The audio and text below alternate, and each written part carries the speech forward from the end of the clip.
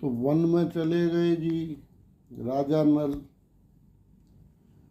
तो वन में चले गए तो वहाँ पे अब कुछ खाने पीने के लिए उन्होंने जुगाड़ किया।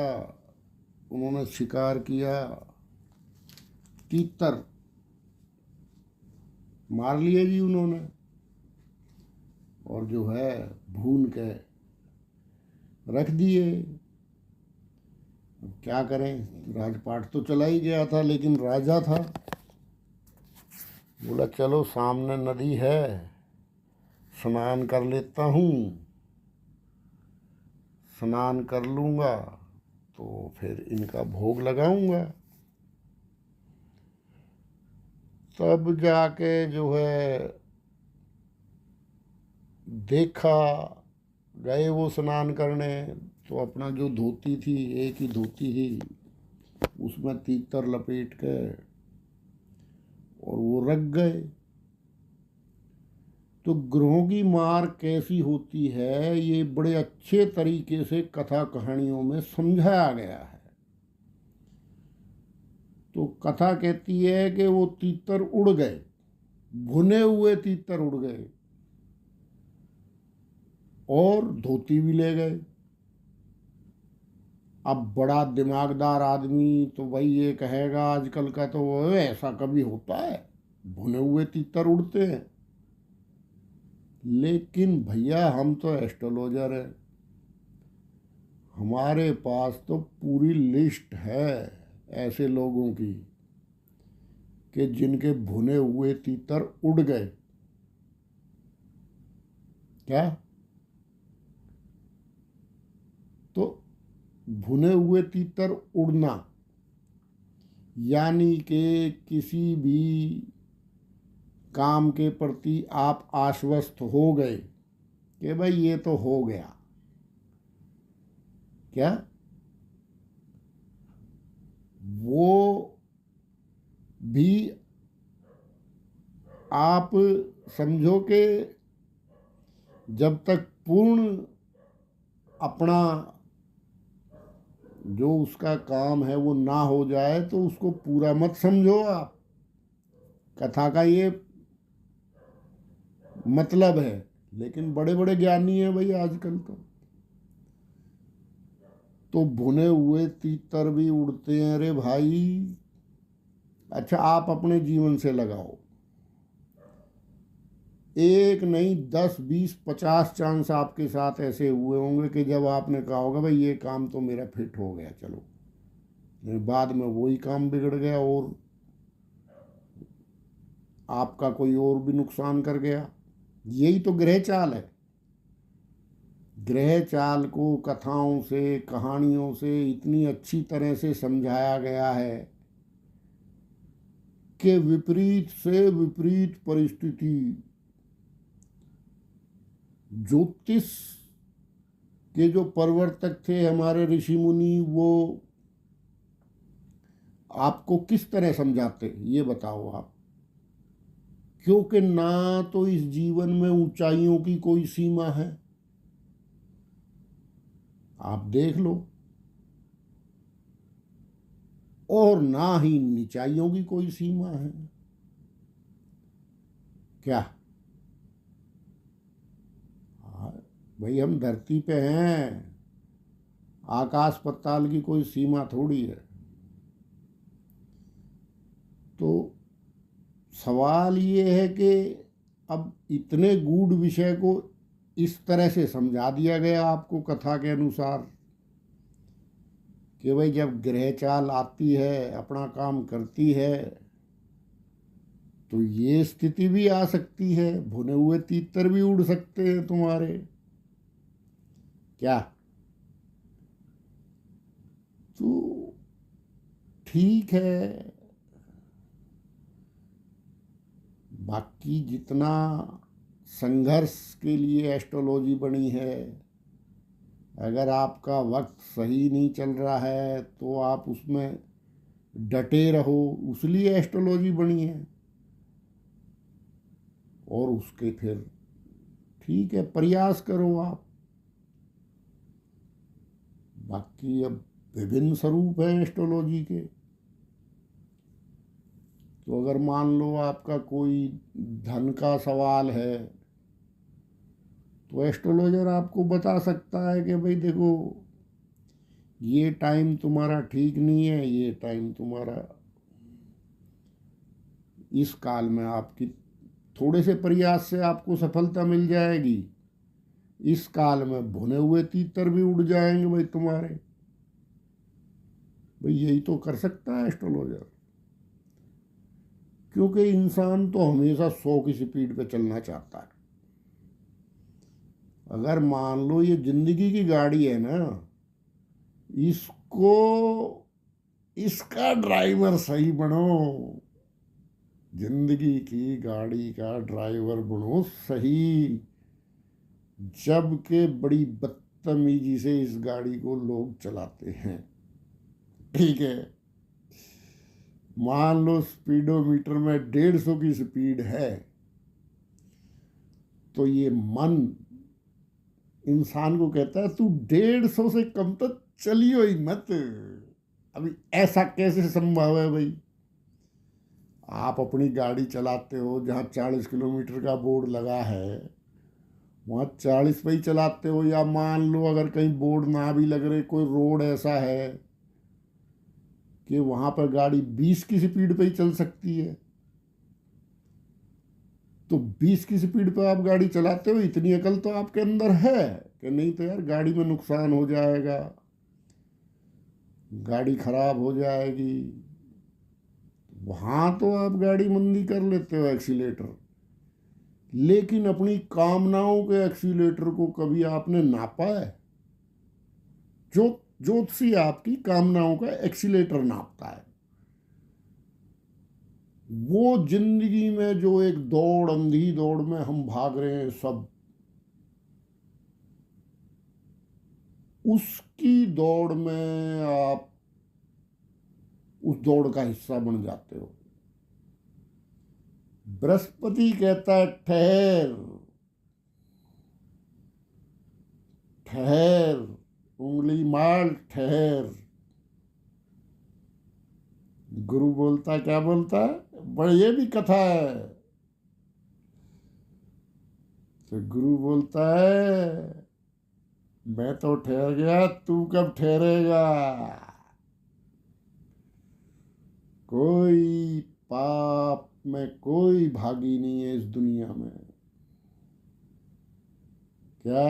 अब खुद ही भोगना पड़ेगा। कहाँ दौड़ में लगे हो? और फिर दौड़ लगाने से भी कोई जरूरी नहीं है। एक तो यही बीमारी है लोगों के अंदर कि एक्सीलेटर, अपनी जो लाइफ का एक्सीलेटर है ना माया का, और 150 की स्पीड ही चाहते हैं। वो कहते हैं 150 की स्पीड कम है, 300 की होती तो मैं 300 की स्पीड से दौड़ता। अरे दौड़ता कैसे रे भाई? ये 9 ग्रह बैठे हैं, ये ऐसे ही थोड़ी बैठे हैं। परमात्मा को तो इतनी फुर्सत है नहीं।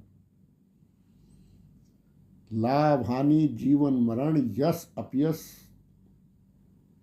ये अपने हाथ में उसने रखे हैं। जो उसका भगत होता है उसको हानि भी करवाता है परमात्मा, उसको अकल देने के लिए। तो बाकी तो ये ग्रह बैठे हैं, तुम्हारी जो ये कामनाएं हैं, इनके लिए तो ग्रह बैठे हैं, फिर वो तुरंत चलान करते हैं आपका। क्या? या फिर आपका द्रव्य, आपका पैसा खराब जाएगा, गाड़ी में लग जाएगा, गाड़ी खराब हो जाएगी। यही तो है जिंदगी।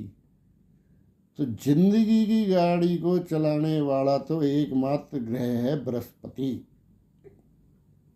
क्योंकि उसके कुछ मूल्य हैं, उसके कुछ असूल हैं, और वो परमात्मा की तरफ दृष्टि है उसकी। 12वां भाव, जहाँ भाग्य है तो वहाँ 12वां भाव भी है। और शुक्र की तरह षडाष्टक नहीं है। 2 और 7, 9 और 12 है वो। सुख ही सुख। क्या? 12 राशि और 9 राशि। 12 मीन राशि, 9 धनु राशि, और एक दूसरे से राशि लगाओगे तो शुक्र की तो षडाष्टक है एक दूसरे से, 2 और 7। लेकिन गुरु की लगाओगे तो क्या है? सुख, 1 से चौथी। क्या? कितनी? 1/10वीं। तो कर्म करो, कर्म करो धर्म का, अच्छे काम करो, धर्म करो, पुण्य करो। तो गुरु का भी कर्म है। कौन कह रहा गुरु का कर्म नहीं है? गुरु का तो ऐसा महान कर्म है, वही साथ जाएगा।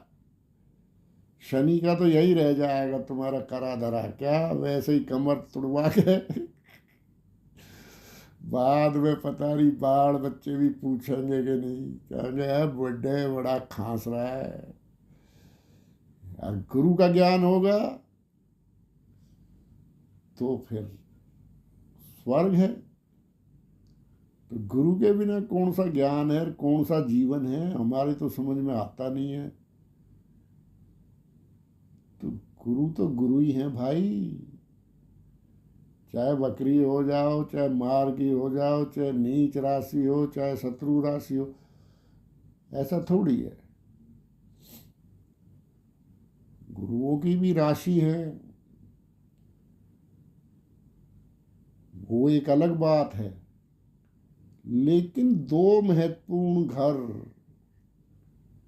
और फिर दृष्टि 3, पूर्ण दृष्टि,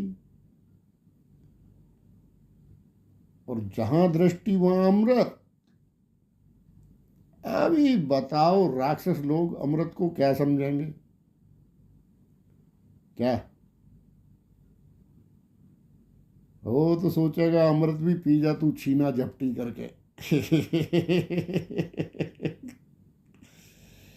और प्रेम भाव से गुरु महाराज अमृत पिलाएं क्या, तो बात कुछ और है। क्यों ना? आशीर्वाद गुरु का तो चाहिए ही नहीं। गुरु को भी धोखा दे क्या? गुरु को भी धोखा देगा, अमृत पीना है बस। तो पी ले भाई। क्या? तो गुरु की कृपा के बिना वो गले से नीचे थोड़ी उतर पाएगा। तो ठीक है, अगर आप इस कलयुग के प्रभाव में आ गए हैं, इस माया के प्रभाव में आ गए हैं, तो ठीक है। लेकिन माया भी तो नहीं मिलती ना। ना माया मिली ना राम, दुविधा में पड़ गए काम। यही तो है माया के पीछे भागने का। तो गलत सलत उल्टी सीधी वीडियो डाल के फ्री फंड का मैं ज्ञान झाड़ूं। हाँ, जो बताया था आपको डाल दिया था, बिटकॉइन का भी बता दिया था, मार्केटों का भी बता दिया था। तो ठीक है, जिसके याद है वो आबाद है, जो भूल गया फिर उसका क्या कहें। क्या? और खरीद ले बिटकॉइन भाई। वीडियो ना सुनी थी मेरी, लेकिन ठीक है भाई, हमें क्या मतलब है, आप अपनी मर्जी के मालिक हो। तो ऐसे ही है, ग्रह चाल चलती रहती है, अच्छा बुरा समय आता रहता है, उससे उदास नहीं होना, हताश नहीं होना। हाँ, योद्धा बन के खड़े हो। देखो, अगर मान लो हथियार वथियार डाल दिए हैं तो खड़े हो भाई। गीता जी पढ़ो, गीता जी में बस फिर आनंद है, फिर स्टील के हो जाओगे एकदम। भाई ग्रहों का तो काम घूमना है रे भाई। क्या अच्छा ग्रह कुंडली में पड़ा है, लेकिन वो भी नीच राशि में भी जाएगा, शत्रु राशि में भी जाएगा, 6 8 12 में भी जाएगा, तब क्या करोगे? ग्रह यही तो कहते हैं कि भाई आदि मत हो किसी चीज के, किसी स्थिति के, हमेशा चेतन रहो। क्या? हमेशा चेतन रहो। चेतन, जहाँ तुम्हारी चेतना कुंद हुई तो फिर वही साढ़े साती है या ढैया है या कुछ भी कह लो। एस्ट्रोलॉजी की भाषा में भी समझा दूंगा कभी। तो बिना ढैया के ढैया लग जाती है, बिना साढ़े साती के साढ़े साती लग जाती है। तो चेतन रहो। जो पक्ष कुंडली में कमजोर है तो हमने पिछले जन्म में कुछ ऐसा काम किया है। अब देखो ना मजे की बात, ज्योतिष टोटल पुनर्जन्म पे आधारित है, और इसको पुनर्जन्म को निकालने के लिए बहुत सी किताबें, लेकिन जो उसका मूल है राशियां और भाव, उनको कैसे बदल देगा? उनको ये बेचारे बदल नहीं पाए।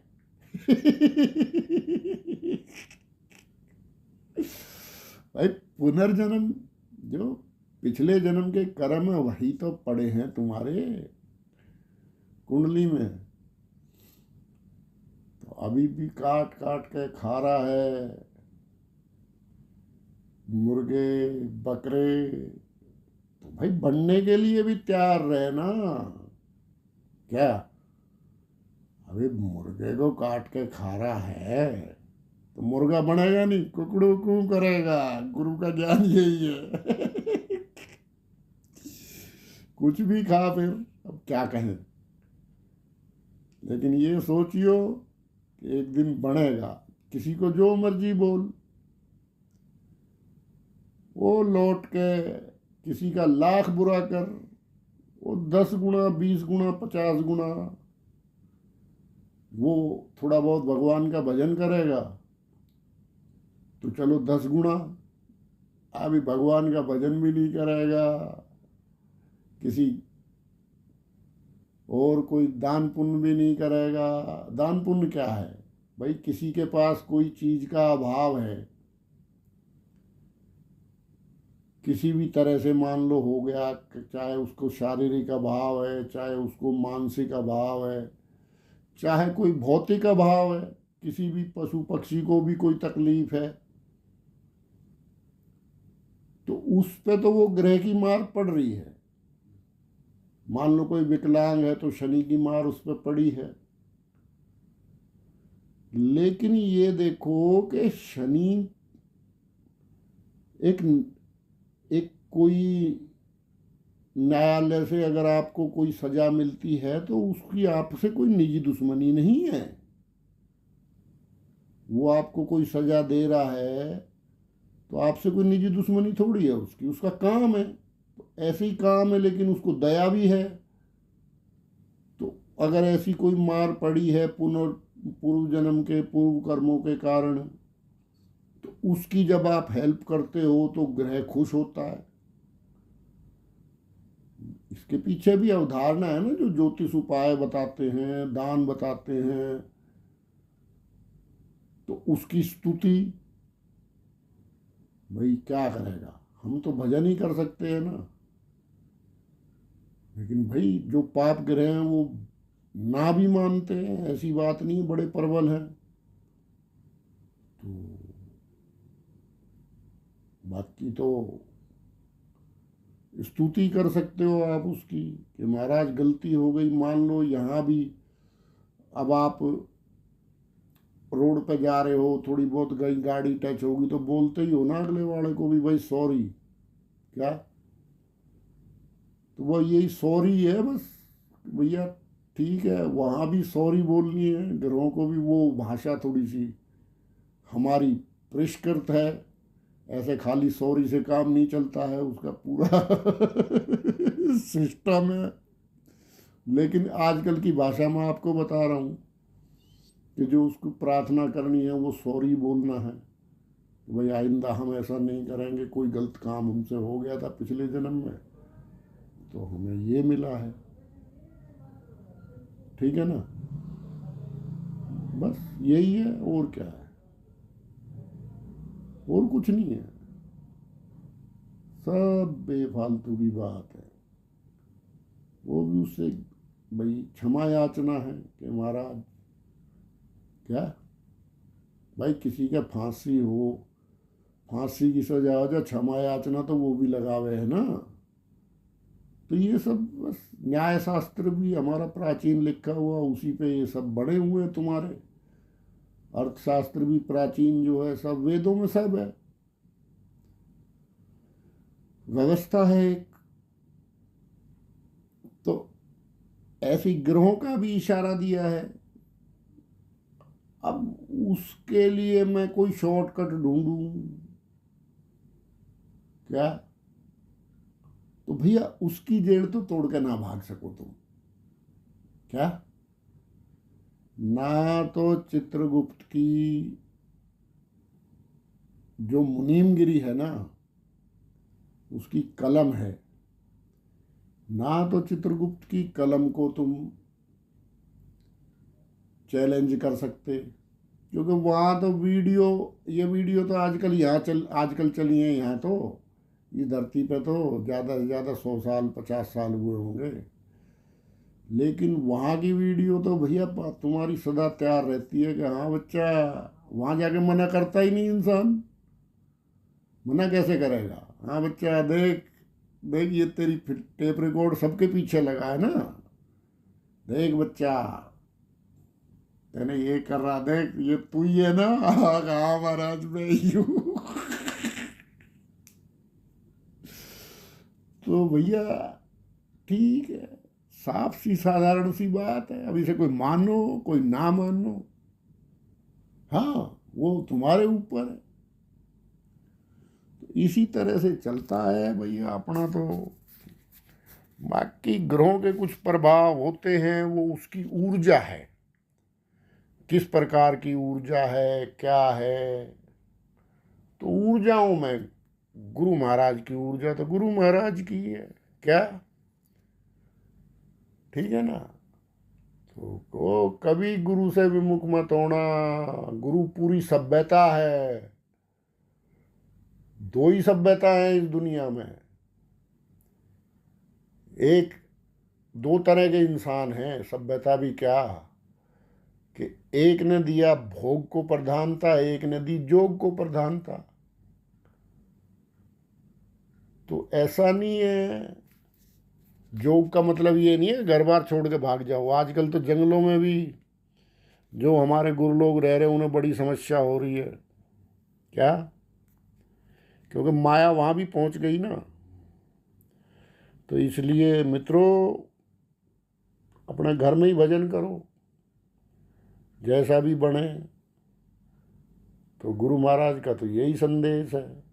और दूसरा भैया लास्ट में, मुझे गुरुजी मत कहे करो, मैं इस लायक नहीं हूँ, मैं तो बड़ा महापापी आदमी हूँ। और वैसे भी ज्योतिष कह लो, अध्यात्म कह लो,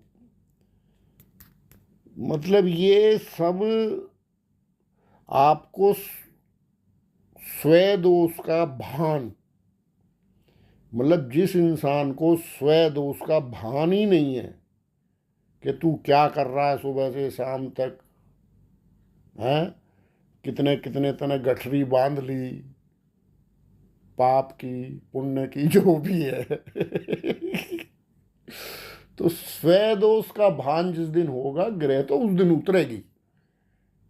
ठीक, तो अब बात यह है कि हम फिर बुरे बन जाएं भाई जब बताने लगे, क्योंकि हर आदमी अपने आप में भला है आजकल, बुरा तो कोई है ही ना। अब तो फिर कबीरदास जी की बात आवे कि बुरा जो देखण में चला, बुरा ना मिलया कोई, जो देखा दिल अपना तो मुझसे बुरा ना कोई। तो भैया आगे आपकी मर्जी है। ग्रहों की ऊर्जा है एक तरह की, उस ऊर्जा से बचने के लिए साधन भी हैं, प्रयास भी हैं। और मानसिक तौर पे तो देखो स्ट्रोंग रहना ही पड़ेगा। क्या? तो मानसिक तौर पे स्ट्रोंग रहो। और मन को मजबूत बनाने का एकमात्र औषधि है, अगर मन आपका कमज़ोर है और जरा जरा सी बातों पे जरा जरा से, हाँ, मन छलक जाता है। तो जब अगर वो छलक रहा है मन, तो उसका एक ही औषधि है। ब्रह्मलीन डोंगरे जी महाराज कहते थे कि मंत्र जप, अपने इष्ट का मंत्र जप करो, अपने भगवान को जिस रूप में भी मानते हो उसको याद करो। उसके अलावा ये मन किसी के काबू में ना आता रे भाई, बड़ा खतरनाक है। तो गुरु महाराज का यही संदेश है। तो हमारे जैसे महापापी, ऐसे महापापियों को गुरु महाराज मत कहा करो। हम तो महापापी आदमी है रे भाई, हमें तो स्वय दोष का भान है।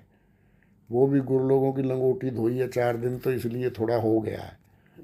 ना तो हम भी कहे करते हम बड़े अच्छे आदमी हैं, वो बड़ा खराब है।